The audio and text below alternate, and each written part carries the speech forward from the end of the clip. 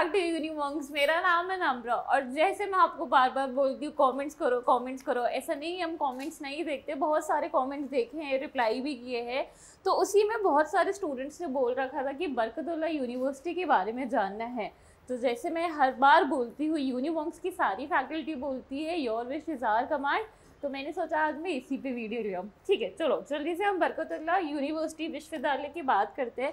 So basically पहले उसको Bhopal university कहते थे और ये 1970 में स्टैब्लिश हुई थी। बट फिर क्या हुआ, बाय 1988 इसका नाम चेंज कर दिया, जैसे आज हम इसको जानते हैं बरकतुल्लाह विश्वविद्यालय, and it was renamed after a very famous freedom fighter of Bhopal. ठीक है, बहुत ही इंटरेस्टिंग सी इसकी हिस्ट्री है। यूनिवर्सिटी बहुत अच्छी है, अगर आप भी इसमें एडमिशन लेना चाहते हो तो कैसे जा सकते हो।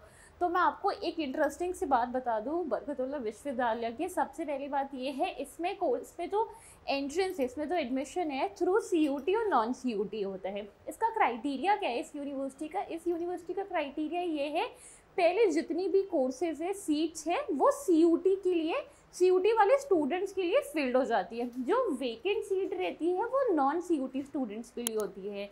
ये आप इसकी वेबसाइट पर जाओगे, एडमिशन जो ऊपर इसका डैशबोर्ड आता है, एडमिशन पे क्लिक करोगे तो नीचे सारी इन्फॉर्मेशन गिवन है। ठीक है, सो ज़्यादा अच्छा यही है कि अगर आप बरकतुल्लाह यूनिवर्सिटी जाना चाहते हो तो CUT के थ्रू जाओ, सीट ज़्यादा होती है, कोर्सेज ज़्यादा है।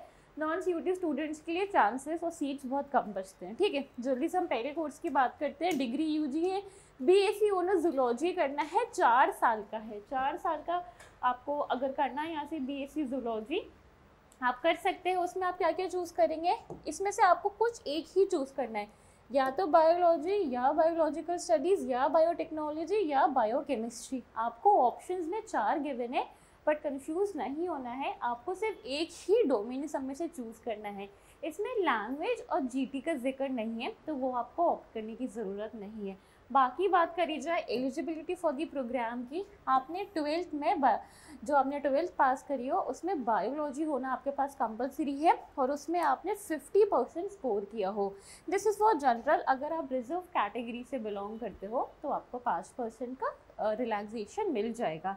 BSc ऑनर्स एग्रीकल्चर की बात करी जाए तो अगर ये भी बहुत सारे स्टूडेंट्स करते हैं, बहुत हमारी जो MNCs है, तो हमारा पूरा ग्रीन रेवोल्यूशन वगैरह स्टार्ट हुआ था, उसके बाद ग्रीन रेवोल्यूशन क्या होता है ये तो मैं आपको सोशियोलॉजी में पढ़ाऊँगी ही। एग्रीकल्चर की बात कर रहे थे तो हमारे बहुत सारे MNCs और कॉरपोरेशंस है जिसमें एग्रीकल्चर का एक बहुत बड़ा डिपार्टमेंट होता है। इनफैक्ट हमारे गवर्नमेंट में जो हमारी गवर्नमेंट की सारी डिपार्टमेंट्स वगैरह उसमें भी एग्रीकल्चर के डिपार्टमेंट बहुत ही ज़्यादा इंपॉर्टेंस रखता है। तो आप ये करने के बाद वहाँ पे भी जा सकते हैं। अगर बात करी जाए आप इसमें कौन सा डोमेन चूज़ कर सकते हैं, agriculture, biology, biological studies, biotechnology आपको, और बायोकेमिस्ट्री और मैथमेटिक्स, इन सब में से भी आपको कुछ एक ही चूज़ करना है। ठीक है, इन्होंने एंड को ऑप्शन नहीं दिया है, इन्होंने और को ऑप्शन दिया है। तो अच्छी बात यह है इंटरेस्टिंग कोर्सेज मिल रहे हैं और कोर्स कॉम्बिनेशन इसका बहुत ही सरल सा, बहुत ही सिंपल सा है। बात करी जाए इसकी एलिजिबिलिटी फॉर दी प्रोग्राम क्या है, 12th में आपने बायोलॉजी चूज़ किया हो या एग्रीकल्चर चूज़ किया हो या मैथमेटिक्स चूज़ किया हो और मिनिमम 50% आपने स्कोर किया हो। और जैसे अगर आप रिजर्व कैटेगरी से बिलोंग करते हैं तो आपको 5% का रिलैक्सेशन मिल जाएगा।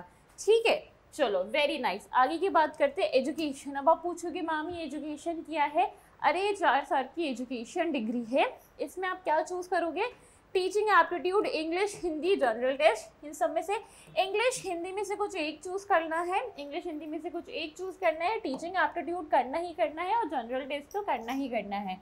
ठीक है, 10+2 आपने 60% स्कोर किया हो किसी भी रिकॉग्नाइज बोर्ड से। इसमें वो आपको ये नहीं कह रहे कि इंग्लिश होनी ज़रूरी है, हिंदी होना ज़रूरी है, वो कह रहे हैं कुछ भी आपने किया हो फ्रॉम एनी रिकॉग्नाइज बोर्ड, कोई भी आपकी स्ट्रीम हो। ठीक है, चलो आगे की बात करते हैं। Bachelor of physical education and sports, इसमें आपको क्या चूज़ करना है, सिर्फ फिजिकल एजुकेशन चूज़ करना है और इसमें भी यही लिखा है कि 12th पास करी हो और कोई भी डिसिप्लिन से करी हो। ठीक है, वेरी नाइस। बी वोक करना है, रिन्यूएबल एनर्जी, 3 साल का है, सिर्फ GT चाहिए, 10+2 में फिजिक्स, केमिस्ट्री एंड मैथमेटिक्स चाहिए। बहुत ही अच्छे कोर्सेज है, क्राइटेरिया बहुत ही सिंपल है, एलिजिबिलिटी बहुत ही सिंपल है। BCA करना है आपको, 3 साल का है, वो भी सिर्फ GT चूज़ करना है। और 12th में आपने क्या किया, 12th में 10+2 विद मैथमेटिक्स, आपने 12th पास करी हो और उसमें आपके पास मैथमेटिक्स होना कंपलसरी है। चलो आगे की बात करते हैं हम। BSc ऑनर्स कर सकते हैं आप, जो यहाँ से 4 साल का होगा। फिजिक्स एंड मैथमेटिक्स चूज़ करना है, GT चूज़ करना है, इंग्लिश चूज़ करना है। समझ में आ रहा है? तो ये तो बहुत ही सिंपल सा है। और अगर बात करी जाए एलिजिबिलिटी फॉर दी प्रोग्राम की, आपने 10+2 में फिजिक्स एंड, यहाँ पे एंड लिखा है, यहाँ पे और नहीं लिखा है, फिजिक्स और मैथ्स दोनों होनी ज़रूरी है। और इन दोनों में कंबाइन मार्क्स आपके 60% आने चाहिए। रिजर्व कैटेगरी से बिलोंग करते हो तो 5% का रिलैक्सेशन मिल जाएगा। ठीक है, ये BA LLB भी करवाते हैं 5 साल का, जिसको हम इंटीग्रेटेड कहते हैं। BA LLB इंटीग्रेटेड करवाते हैं 5 साल का। इंग्लिश हिंदी चूज़ करना है, मतलब इन दोनों में से कोई एक लैंग्वेज। लीगल स्टडीज़ चूज़ करना है और GT चूज़ करना है। ठीक है, 12th पास करी हो आपने किसी भी डिसिप्लिन में। और BA सोशियोलॉजी, ये तो हमारा फेवरेट है ही। BA सोशियोलॉजी भी कर सकते हैं, अब यहाँ से 4 साल का है। अब आप पूछोगे मैम ये 4 साल का क्यों होता है? बहुत सारे कॉलेज जो NEP की न्यू क्राइटेरिया आया है, उसमें क्या है, उसमें यही है कि आप 3 साल का करोगे तो डिग्री मिलती है आपको, ग्रेजुएशन डिग्री। 4 साल का करते तो रिसर्च डिग्री मिलती है आपको। तो ये 4 साल का वही है, इंग्लिश या हिंदी में से कुछ एक चूज़ करना है और GT चूज़ करना है। 10+2 पास करी हो, किसी भी डिसिप्लिन में करी हो, किसी रिकॉग्नाइज्ड बोर्ड से करी हो, मिनिमम 60% आपने स्कोर किया हो।